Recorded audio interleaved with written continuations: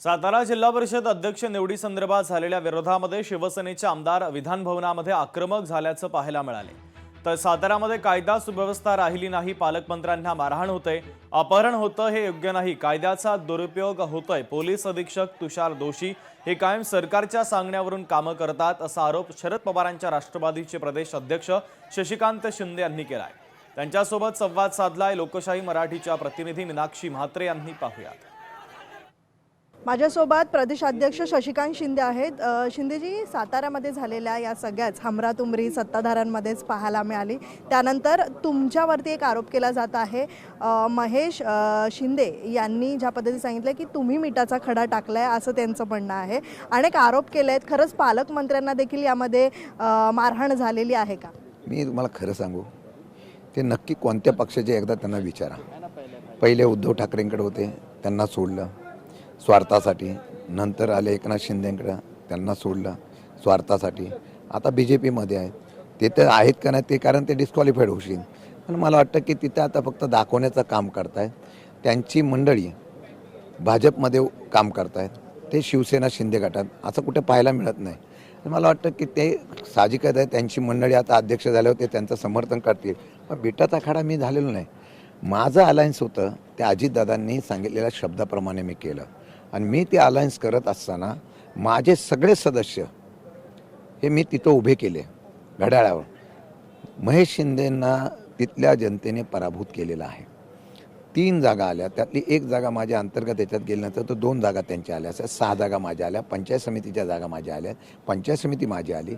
मला वाटतं की ते झाल्यामुळे त्यांना कळलं असेल की आता आपल्याला कोणाचा तरी आधार घ्यावा लागेल, म्हणून मला वाटतं त्यांनी जो आरोप केला आहे की मिठाचा खडा, मला वाटतं मी त्यांच्या कुठल्याही प्रक्रियेत नव्हतो। ज्या दिवशी मला कळलं की इथं गडबड होणार आहे, इथं पोलीस बलाचा वापर किंवा सत्तेचा वापर केला जाईल, तिथं शशिकांत शिंदे उभा राहायला पाहिजे, म्हणून मी उभा राहिलो। आपण अलायन्स केलेला आहे, आपल्याच अलायन्समधला एखादा जर अध्यक्ष होणार असेल, त्याला न होता आपलाच झाला पाहिजे असा हट्टा जर कोणी केला असेल तर CMने त्यात दखल घेतली पाहिजे आणि त्यांच्यावर कारवाई करून खऱ्या अर्थाने ज्याचा अधिकार आहे त्याला दिला पाहिजे। काँग्रेस नेते विजय वडेट्टीवार यांनी साताऱ्यातील शंभूराज देसाई यांच्या धक्काबुक्की प्रकरणावरून आता सरकारवर टीका केली आहे। राज्याच्या राजकारणाची पातळी घसरल्याचं वडेट्टीवारांनी म्हटलं।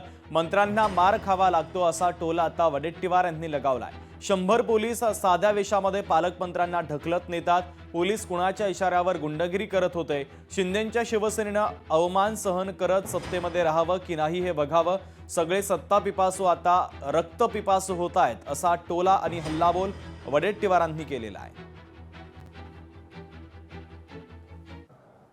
100 साध्या वेशातील पोलीस येऊन 2 मंत्र्यांना पकडून ठेवतात, ढकलत नेतात, त्या जिल्ह्याच्या पालकमंत्र्याला ढकलत नेतात।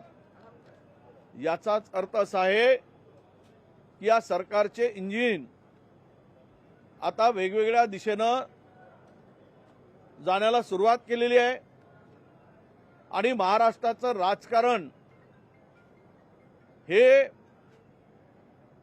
मला वाटतं की त्याची पातळीच घसरली आहे। लोकशाही मराठी ऐका, पहा, जागरूक रहा।